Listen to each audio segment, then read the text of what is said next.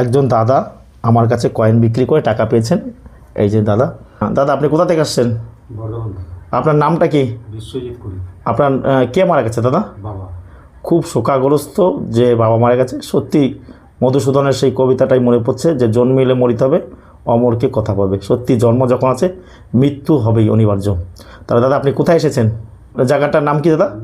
নিমো station, তাই তো দাদা? টোটো স্ট্যান্ডে সবাই আমাকে চিনতে পারছে। আর সব কয়েন দামি হয় না, কয়েন থাকলে আপনি লাখ লাখ টাকা বা কোটি কোটি টাকা পাবেন, সেটা হবে না। আপনি শোকাগ্রস্ত রয়েছেন, আপনাকে আর বেশি প্রশ্ন করবো না। যাক দাদা, আসার জন্য আপনাকে আমাদের টিমের পক্ষ থেকে অসংখ্য ধন্যবাদ। 100 টাকার নোট এগ্রিকালচার সিরিজের 100 রুপিস। 3 জন মহিলা ধান রোপণ করছে। এই নোটের মধ্যে যার চলে এস জগন্নাথনের সিগনেচার, এই নোটটা চলবে। আর কোনো প্রকার নোট চলবে না, এস জগন্নাথের সিগনেচার হলে চলবে। এই নোটটা আপনারা আমার কাছে বিক্রি করতে পারেন। তারপরে আরও একটা নোট দেখতে পাচ্ছি, 1 রুপি ইন্ডিয়া জর্জ 6 কিংয়ের 1 টাকার নোট, 1940 সালের নোট। 5 টাকার শুধুমাত্র বান্ডিল, ট্র্যাক্টর মার্কা বান্ডিল হবে, কোনো প্রকার লুজ 5 টাকার নোট চলবে না। আর ইন্দিরা গান্ধীর কয়েনের দাম 25 টাকা, 30 টাকা প্রতি পিস। এগুলো খুব নর্মাল কয়েন। স্টিলের মধ্যে ইন্ডিয়ান এয়ারফোর্স, এই 2 টাকার কয়েনটা চলবে।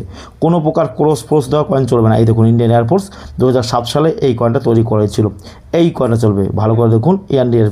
এই কয়েনটার দাম 500, 700, 800, 1000, 1500, 2000 টাকা বিক্রয় প্রতি পিস। বিভিন্ন কন্ডিশন, কয়েন ও নোটের ক্ষেত্রে কন্ডিশন অত্যন্ত গুরুত্বপূর্ণ। আর এই একটা দেখতে পাচ্ছেন, এটা কোনো প্রকার কয়েন না, এটা টোকেন, ডুপ্লিকেট তৈরি করা হয়েছে। এটা 1 রুপি ইন্ডিয়া 1939। কী করে এটা ডুপ্লিকেট বললাম? কারণ মহারানী ভিক্টোরিয়ার সময়কাল ছিল ভারতবর্ষে, ওনার নামে আমরা কয়েন পেয়ে থাকি। 1862 থেকে 1901 লাস্ট, 1939 সালে ছিল। জর্জ 6 কিংয়ের সময়কাল ছিল, এনার নয়। এই যে জর্জ 6 কিংয়ের দেখতে পাচ্ছেন, এই যে 1939 সাল ছিল জর্জ 6 কিংয়ের সময়কাল। তাহলে কী করে মহারানীর হবে? এটা নকল, এগুলো সাঁচে তৈরি করা। এগুলো কোনো প্রকার কয়েন না, এগুলো টোকেন, কিন্তু কোনো টোকেন। আর এইগুলো কিন্তু কয়েন ছিল, এগুলো ব্রিটিশ সময় কিন্তু এগুলো কয়েন। এই যে 1 টাকা দেখতে পাচ্ছেন, এই যে জর্জ 5 কিংয়ের, এগুলো 1 টাকার কয়েন। এগুলো কয়েন ছিল, এগুলো টোকেন ছিল না। যে উইলিয়ামের ছিল 1 টাকার কয়েন, 1835। উইলিয়ামের একটা কয়েন আছে 1840 সালের 1 টাকার কয়েন, সেটা রেয়ার, প্রচুর দাম। সেটা 3 লাখ, 4 লাখ, 5 লাখ, 6 লাখ টাকা বিক্রি হয়। 1840, 1835 নর্মাল কয়েন। আর 10 টাকার নোট এরকম বান্ডিল রয়েছে, আপনাদের কাছে নিয়ে আসবেন। রাত্রে ফোন করছেন, আমাকে পাচ্ছেন না, কোনো অসুবিধা নেই। সকালে বেরিয়ে পড়বেন। বর্ধমান যেতে আমাদের স্টেশন পড়বে হাওড়া থেকে Howrah Bardhaman main line local ধরবেন। আর শিয়ালদা থেকে শিয়ালদা বর্ধমান লোকাল ধরবেন। শিয়ালদা থেকে একটা ট্রেন 10টা 15।